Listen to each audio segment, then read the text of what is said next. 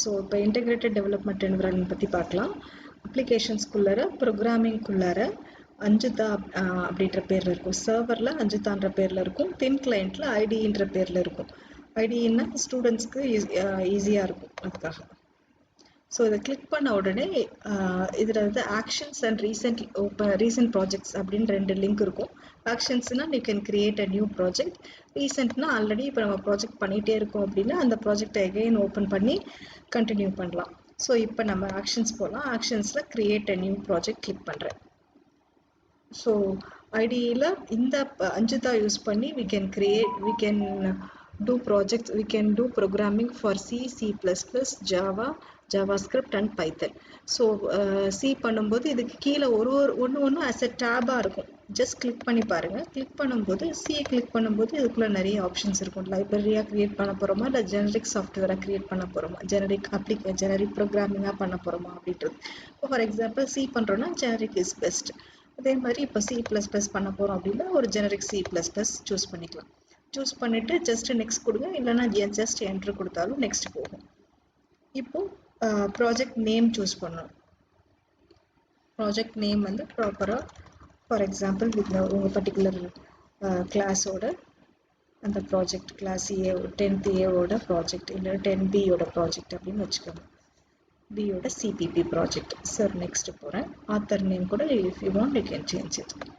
Next போகிறேன். இது by டிஃபால்ட்டாக ஒரு நம்மளோட ஹோமில் சேவ் ஆகும். ஸ்டூடெண்ட்ஸாக இருந்தால் ஸ்டூடெண்ட்ஸோட ஹோம் பேஜில் சேவ் ஆகிக்கும். ஜஸ்ட்டு நெக்ஸ்ட் போகிறேன், அப்ளை பண்ணுறேன். ஸோ ஒரு ப்ராஜெக்ட் க்ரியேட் ஆகிருக்கு. இது என்ன ப்ராஜெக்ட்னா சிபிபி ப்ராஜெக்ட் க்ரியேட் பண்ணியிருக்கோம். இந்த ப்ராஜெக்டில் இந்த இடத்துல கிளிக் பண்ணும்போது அதோட main.cc ஃபைல் க்ரியேட் ஆகிருக்கும். ஜஸ்ட் டபுள் கிளிக் பண்ணால் அந்த ஃபைல் லோட் ஆகும். லோட் ஆகும்போதே பார்த்தீங்கன்னா ஐடி என்ன பண்ணணும்னா ஆஸ் யூஷுவல் ஒரு பேசிக் ஸ்ட்ரக்சரோட ப்ரோக்ராம் டவுன்லோட் ஆகிருக்கு. இப்போது இந்த ப்ரோக்ராம் வந்து ஒரு normal hello world program. Just இதையே நம்ம கம்பைல் பண்ணி ரன் பண்ணி பார்க்கலாம். கம்பைல் பண்ணுறதுக்கு என்ன பண்ணலாம் அப்படின்னா இந்த ப்ராஜெக்ட் மேலே வச்சு என்டையர் ப்ராஜெக்டை பில்டு பண்ணலாம். இல்லை பர்டிகுலர் சி ஜாவா பைத்தன் அப்படின்னா நோ ப்ராப்ளம். ஜஸ்ட் அந்த பர்டிகுலர் மெயின் ப்ரோக்ராமில் ரைட் கிளிக் பண்ணி பில்டு கம்பைல் கொடுங்க. பில்டுக்குள்ளார compile, right click build compile கொடுக்கும்போது அதை எக்ஸிக்யூட் பண்ணவான்னு கேட்கும். ஜஸ்ட் எக்ஸிக்யூட் கொடுங்க. எக்ஸிக்யூட் கொடுத்துட்டு ஜஸ்ட் வெயிட் பண்ணுங்கள், அது பில்ட் ஆகும். completed successfully அப்படின்ட்டு டிக் மார்க் வந்துச்சுன்னா, green color டிக் வந்துச்சுன்னா it is compiled properly, then it is ready for execution. இங்கே மெனுவில் ரன்னில் கிளிக் எக்ஸிக்யூட், இல்லைனா ஃபங்க்ஷன் F3 கிளிக் பண்ணால் எக்ஸிக்யூட் ஆகும். ஸோ இது ஒரு டெர்மினலில் ஹலோ வேர்ல்ட் ரன் ஆயிடுச்சு. So the program is compiled properly. So இப்போ இதுக்கப்புறம் ப்ரோக்ராமை நான் ஃபர்தர் எக்ஸ்டெண்ட் பண்ணுறேன் அப்படின்னா ஜஸ்ட் ஒரு சிம்பிள் கால்குலேஷன் பண்ணி பார்க்குறேன். இதே ஸ்டைலில் டேப் கொடுக்குறேன். Integer a equal to just ஒரு நம்பரில் ஒரு இனிஷியலைஸ் பண்ணிக்கிறேன். இன்ட்டு b அதே மாதிரி இனிஷியலைஸ் பண்ணிக்கிறேன்.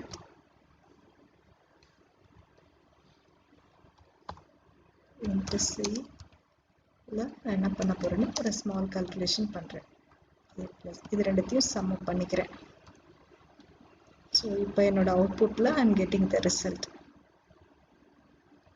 இதுக்குள்ளார just sum of a plus b என்னன்னு பார்க்கலாம்.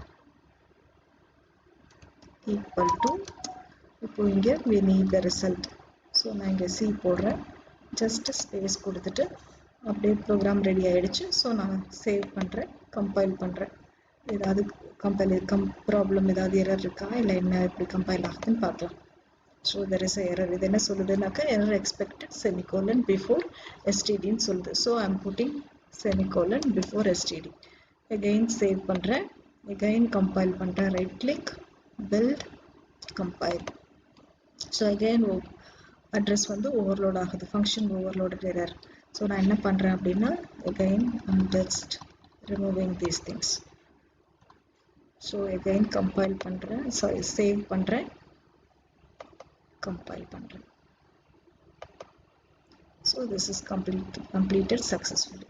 ஸோ அது மாதிரி IDE will help you to program program the languages very exactly. Debugging options வந்து ரொம்ப clear-ஆ இருக்கும். So where when எங்க எந்த இடத்துல ப்ராப்ளம் இருக்கு, சப்போஸ் நம்மகிட்ட ஒரு 100 lines of program இருக்கலாம், இல்ல நிறைய ஃபைல்ஸ் ஒரு ப்ராஜெக்ட்ல வச்சிருக்கலாம். ஸோ எந்த ஃபைல்ல எந்த இடத்துல பிரச்சனைன்றத debugging ப்ராப்பரா சொல்லும். ஸோ கம்பைல் ஆயிடுச்சு. again நான் என்ன பண்ண போறேன், ரன் பண்றேன். yes.